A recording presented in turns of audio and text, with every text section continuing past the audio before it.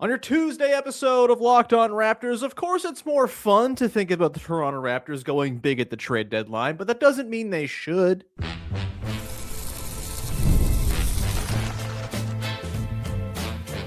You are Locked On Raptors, your daily Toronto Raptors podcast, part of the Locked On Podcast Network. Your team every day. Hey,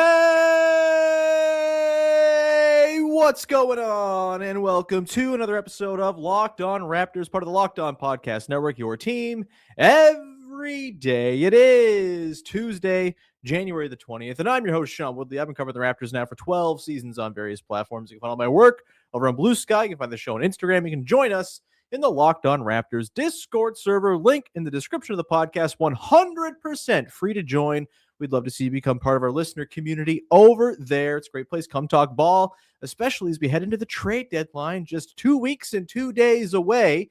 It's, the fake trade sickos chat is absolutely popping off. Come hang out. We'd love to see you become part of our listener family over there, and come stay up late and watch basketball games with us as the Raptors do this West Coast trip thing.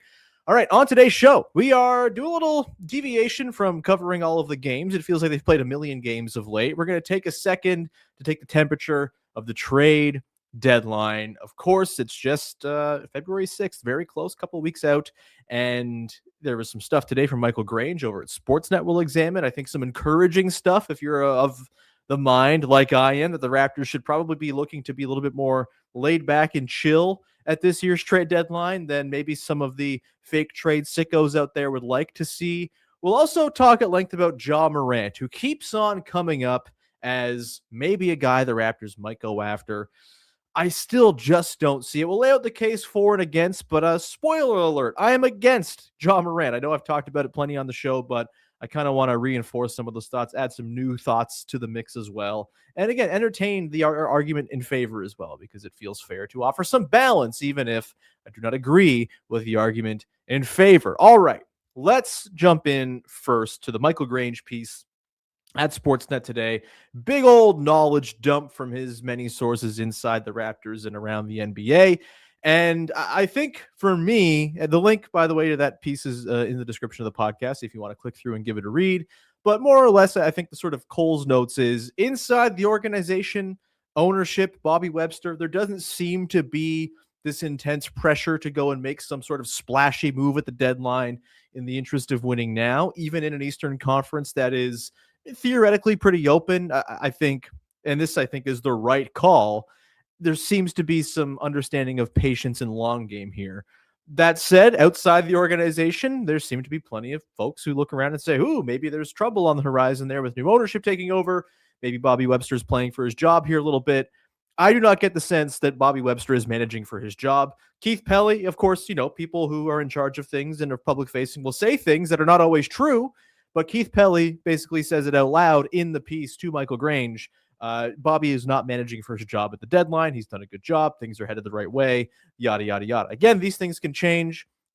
Take everything you hear from an ownership person with a grain of salt. But all told, I think I come away feeling pretty good that the Raptors are not going to go do something silly here in the interest of just making a big flashy move in the interest of saving Bobby Webster's job in the short term. And look, there's nothing more dangerous and scary than the combination of ownership being a little bit more hands-on than they maybe been in the past.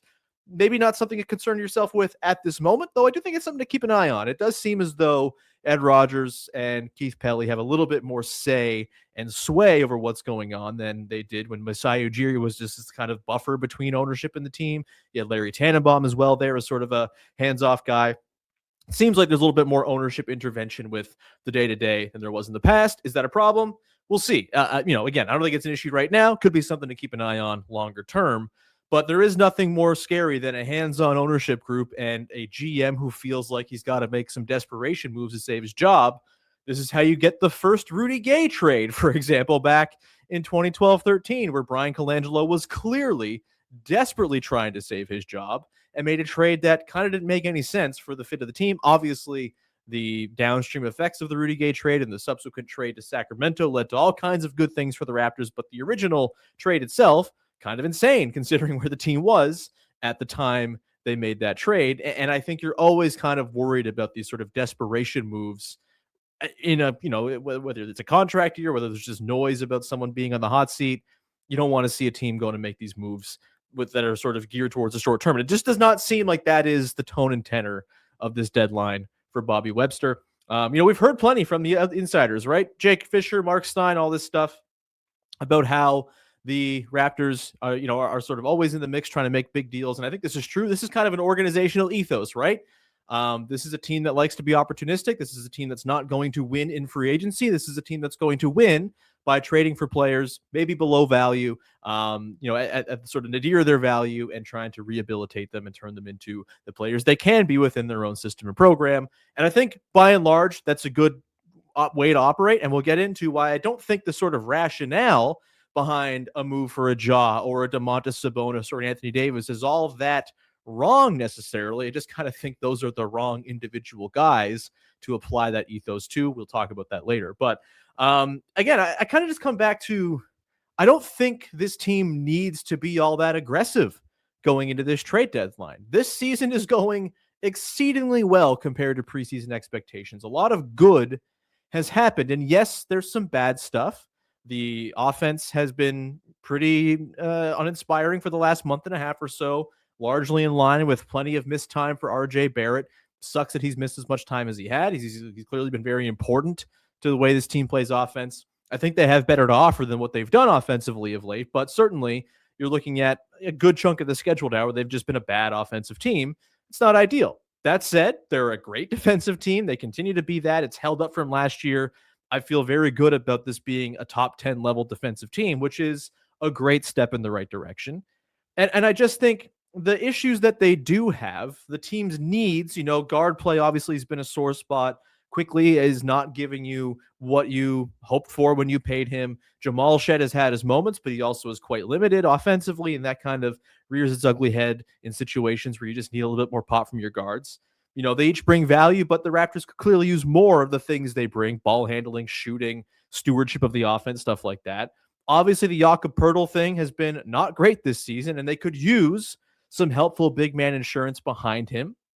That's where the names like Day'Ron Sharpe and Goga Bitadze come up. This has been a thing we've talked about all season long.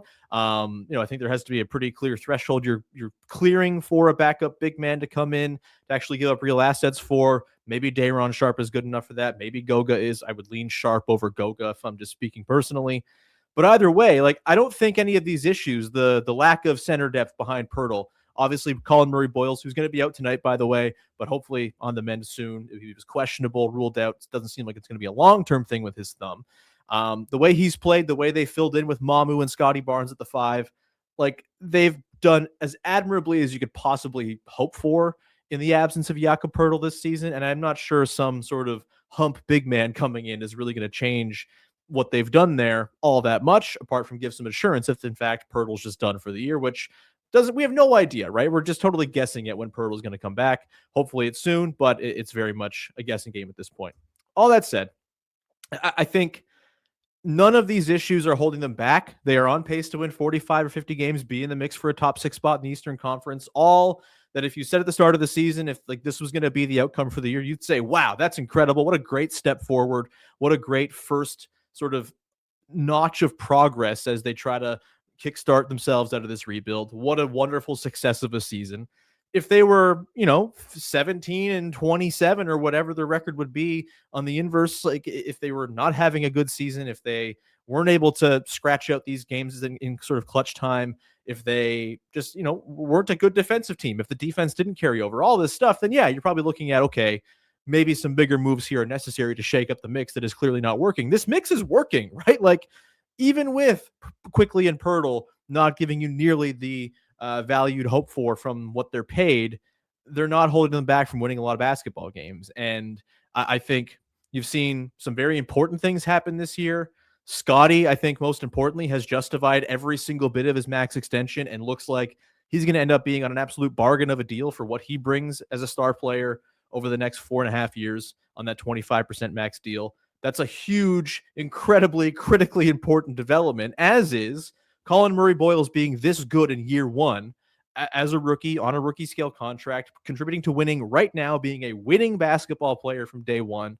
Huge deal. And those two things, I think, are the single most important things that have happened. They kind of drown out all the negative stuff to me. And I just think when you have that stuff that's kind of going in your favor, when you have the record sitting where it is, when you have just like a lack of sort of mobility without having to attach extra picks and stuff like that to make something big happen.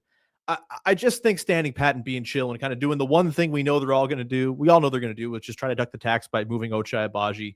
I kind of just think that's the way this should go. If they can find some way to upgrade on the margins, great. If it's Ochai plus somebody else for a more expensive player with some second rounders attached for a Day'Ron Sharp or a Goga Batadze, fine, totally cool. If you want to find a guard to help out with the guard issues, which we talked about, I think is a bigger concern than the backup big situation.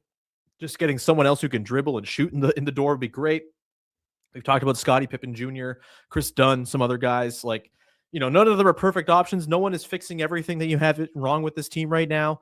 Not that there's like that much wrong. They've lost 2 games in a row. It's not like they're in a full meltdown mode or anything like that. They're hurt. Like they're more hurt than they are anything else at the moment. I just think, to me, the situations with Quickly and Pirtle, like, they're not so dire. They're not impeding the team so much that you have to cast them off at the first chance you get with pick capital attached. And if it's this summer, the next deadline, the summer of 2027, where you eventually end up being able to make a bigger move involving one or both of those contracts, that's totally fine to me to wait for that, considering the progress made this season. I think it's given them license to have some patience here. And I think, again, just like, chill out, man. Like, there's no need to get into the sort of waters of big, flashy, risky moves. And I think the single most riskiest thing they could do, great at English is this guy. The single riskiest thing they could do is something of the ilk of Ja Morant. We'll talk about that coming up in just a second, and why I'm just such a hard no on Ja Morant. It's just, to me, a non-starter, but we'll get into that. And we'll also talk about the reasons why it might make some sense coming up later as well. Today's show is brought to you by Quo. And look, this year you got new systems. It's a new year. You might want to try to speed up the way you run things within your small business. No one likes clunky internal business systems, and that's why Quo is here sponsoring today's podcast. Quo, spelled Quo, is a smarter way to run your business communications, because when your when your team is reachable, organized, and communicating in one place, you're not just working cleaner, you're creating more opportunities to connect with customers. That's a big deal. Your whole team can call and text from one shared business number, so nothing gets missed. Everyone sees the full conversation thread, which helps make reply faster and more personal. And it's no surprise, Quo is the #1 rated business phone system on G2, trusted by more than 90,000 businesses, from solo operators to growing teams. Make this the year where no opportunity and no customer slips away. Try Quo for free, plus get 20% off your first 6 months when you go to quo.com/lockedinNBA. That's quo.com/lockedinNBA. Quo, no missed calls, no missed customers. Back at it here before we get to talking Ja Morant. Just a quick reminder, the Locked On Raptors Everydayer Club is available for you to sign up for, and it's very much appreciated when you do it. All you got to do is go to the link in the description of the podcast and sign it up. $5 a month or $50 for the year gets you ad-free episodes of the podcast every single day. No interruptions. You just get me straight through. That's a bonus, right? And also, you get access to a Locked On Discord, which is a really fun place to come talk sports. It's different from our Locked On Raptors Discord, which is going to stay free and stay Raptors-centric. But the Locked On Discord is Locked On listeners from across the network, across the globe, talking about all kinds of things, reacting to the biggest sports. I think it's going to be awesome during the Olympics. And frankly, it's a way better place to come and hang out and have a little sports group chat with your pals than, say, Twitter, which is hell and bad and shouldn't exist anymore. And so would love to see you become part of the Locked On Everydayer Club. It's available for both this show and any other Locked On show. And again, $5 a month, $50 for the year gets you ad-free episodes, plus access to the Locked On Discord. Thank you in advance for subscribing. It helps me out big time, and I appreciate you big time. All right, let's continue on here. Talk about Ja Morant and why he's just the wrong guy at the wrong time for the Toronto Raptors to go and pursue. And I will say, I'm a little spooked by the amount of Ja Morant discourse that's been out there. I still think he might end up on the Heat. Maybe he stays in Memphis. He was the whole thing after the game over in London over the weekend about how he's got a Grizzlies tattoo on his back and he's very loyal. Maybe he's just going to stay and cooler heads will prevail like it has seemingly with LaMelo Ball and the Hornets. Maybe the lack of a trade market out there just kind of forces them to reconcile and Ja Morant stays a Grizzly for a while. And that'd be totally fine by me. I do think the Raptors going and trading for Ja Morant right now would be the single most teenager hopped up on Mountain Dew playing 2K ash trade you could possibly conceive. In theory, wow, big flashy, former star player, does lots of dunks, better basketball player than the point guard the Raptors currently have, clear talent upgrade, all that stuff. Yeah, sure, that's there. I just think there are so many pitfalls with a potential Ja Morant trade, so many ways in which it goes off the rails for the Raptors, and a lot of opportunity cost to it as well, that I just think this is not the right guy for the Raptors, basically at all. And I do think they should absolutely be keeping a weather eye out for buy low star trades. This has worked with Brandon Ingram. It worked with Kawhi in the past, obviously. I think we've seen this year that the way the new CBA has put a crunch on the league, all kinds of guys are shaking loose and going to shake loose as the league still kind of evens out from the shock that was this new CBA and the apron system.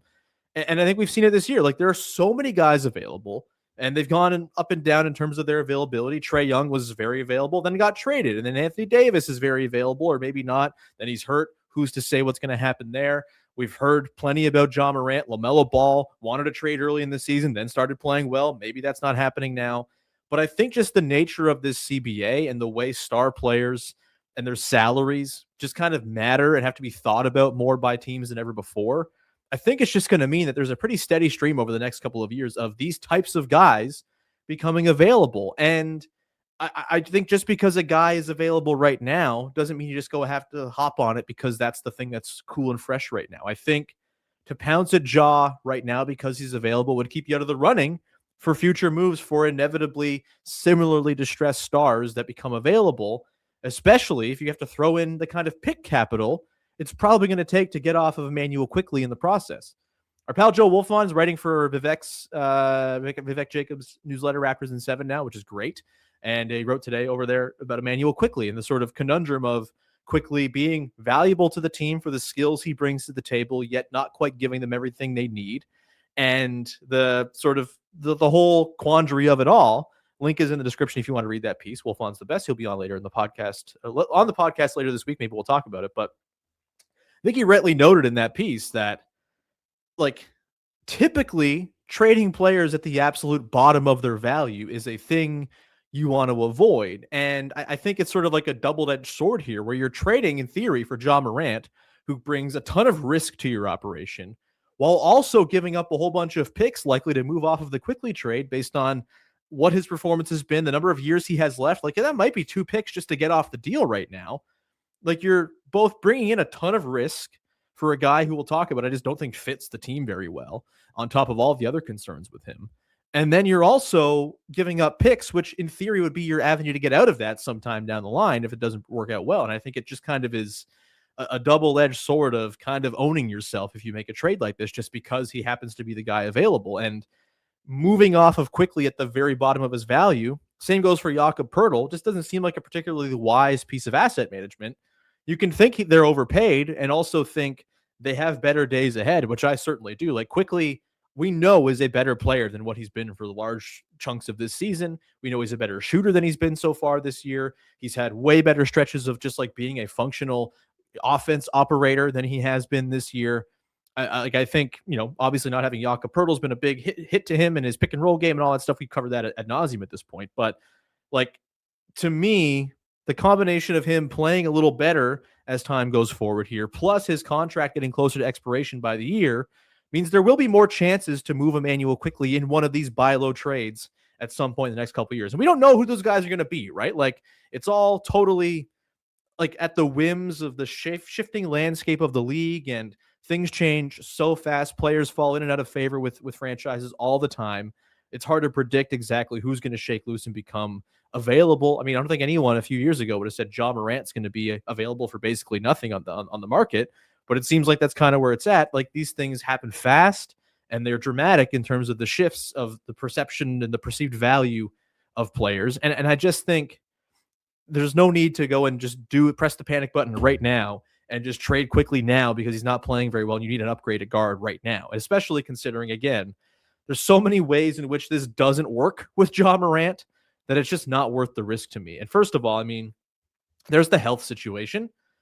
He's played less than half the games this year, 50 games last year, 9 games the year before that, never played more than 67 in his career, which came as a rookie. And maybe you really do believe in the Raptors training staff as some miracle healers who can keep guys healthy. I personally tend to think we overstate the amount of agency teams have over injuries. It's, you can do all the preventative stuff you want. Basketball is random. Guys take weird jumps and fall weird and get hurt all the time. And it's pretty proven that Ja Morant's a guy who's more prone to taking those falls and getting hurt than your average player with the way he plays. And the problem with it is, like, he just, so much of his effectiveness is based on that sort of superhuman athleticism.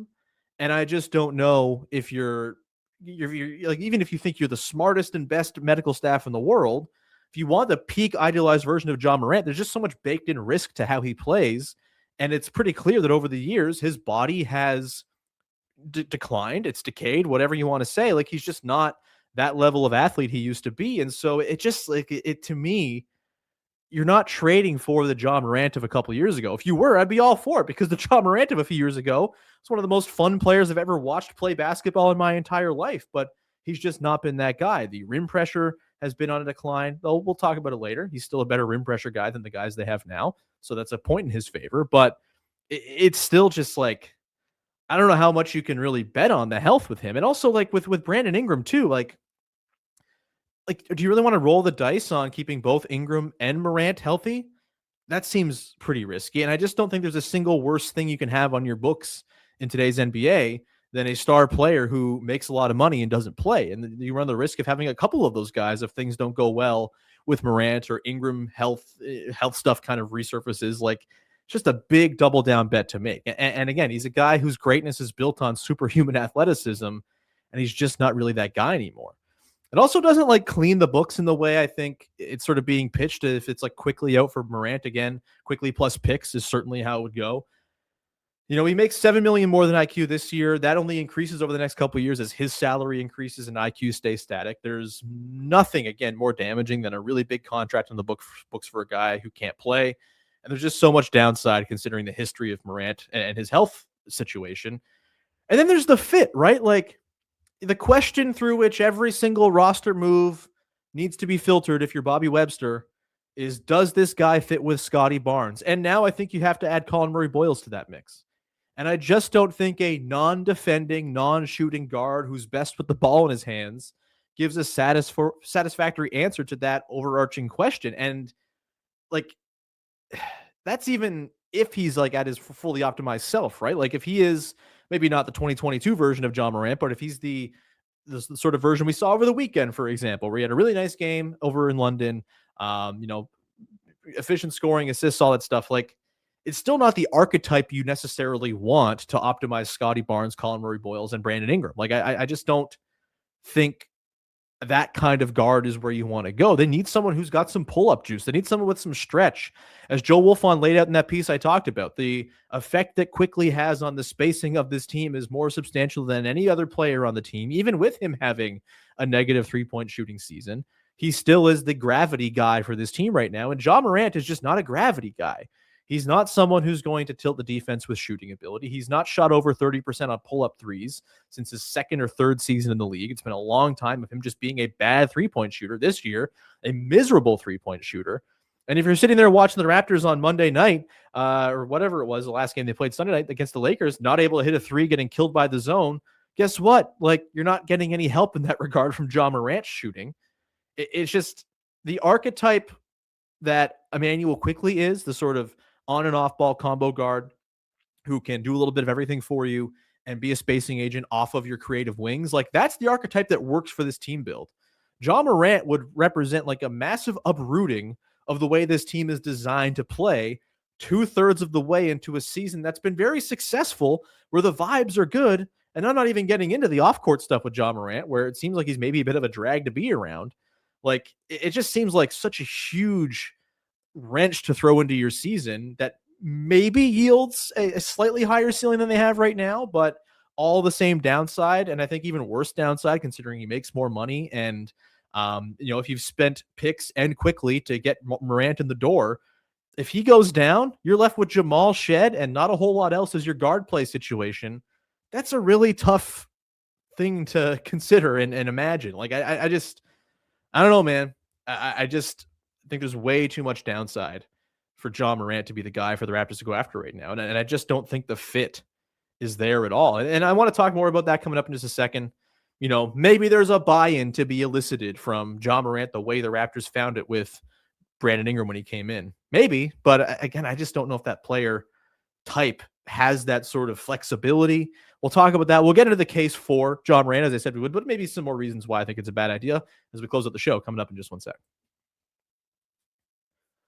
Today's show is brought to you by TurboTax. And look, I hate doing my taxes, especially as an independent contractor. It is a miserable experience every year, but tax season doesn't have to take over your life, even if you have complex taxes like me. This year, TurboTax is making it easier than ever to just hand things off and move on with your day. With TurboTax full service, you can have your taxes done for you by a trusted local expert, start to finish, without stress or guesswork. Instead of spending hours trying to figure out forms, you can meet with a local TurboTax expert in person or connect online. They handle everything from W-2s to self-employed forms and work to get you every single deduction. You can upload your documents, go about your day, and get updates right in the TurboTax app. It's a huge time saver and gives real peace of mind knowing an expert is handling it. I hate doing admin. Life admin is the absolute worst, and to have someone do it for me sounds like exactly the type of thing I need as a person with messed up taxes who hate doing admin. So for a limited time, you can have your taxes done by a local TurboTax expert for just $150 all in. If a TurboTax expert didn't file for you last year, just file by February the 28th. Take taxes off your plate and get back to your life. Visit turbotax.com/local to book your appointment today. Back at it here, closing things up on your Tuesday edition of Locked On Raptors. Again, tomorrow we will talk about Raptors Warriors, which is an injury fest on both sides. Sucks about Jimmy Butler towards ACL. He's not going to be playing. Collin Murray-Boyles out. RJ Barrett out. Jakob Poeltl out. Jacoby Walter out.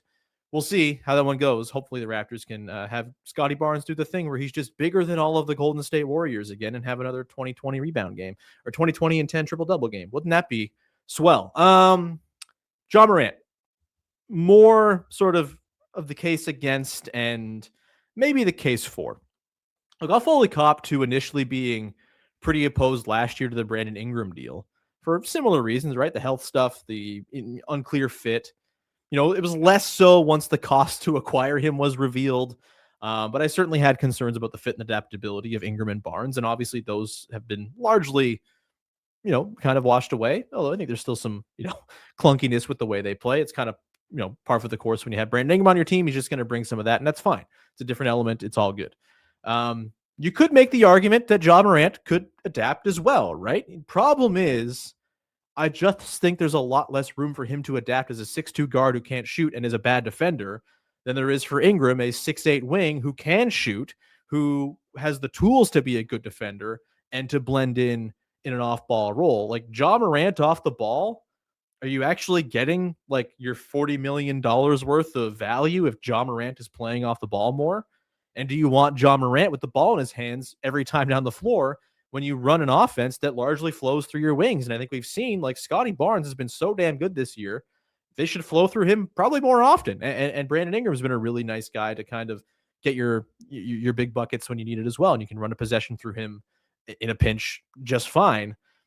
You'd probably rather Morant have the ball than Emmanuel Quickly all the time. But again, at what cost? And I just think the shooting situation is like a very real thing. And I don't think you're really going to find a way to optimize Ja Morant unless he's got the ball in his hands a ton. And I just think that takes away from some of what makes this team. And it just feels if you're going to try to have him be more of a guy who spaces, works off ball, it's just a square peg round hole situation. And, obviously if the team covets him, they probably think they can find a way to make it work and sort of have him be more of a blend between on and off ball. I just does not seem like the archetype to me. Again, I think the Quickly archetype, you might want a better version of Quickly than you have right now, but I think that sort of guard who can play on both on and off the ball with 3-point shooting juice is what you want. And I just don't think Ja Morant is that at all. And so maybe you get the optimized, healthy, bought-in version of Ja, the motivated version of Ja. Like, he's a clear talent upgrade on IQ in that case, right? At some point, you think talent has the capacity to overcome fit, but there's just like a lot of ifs there, man. There's a lot of ifs. Will he be healthy? Will he be bought in? Will he be motivated? Will he be a sour sort of grape in the locker room? All this stuff. And like, again, he's like an optimized Ja. Does do one thing that Quickly and Shed just kind of don't do right now. He is a rim pressure threat, even though this year it's been his lowest frequency rim pressure season of his career. He's at 30% right now of his shots coming at the rim, down from 39, 40, 43% at his peak.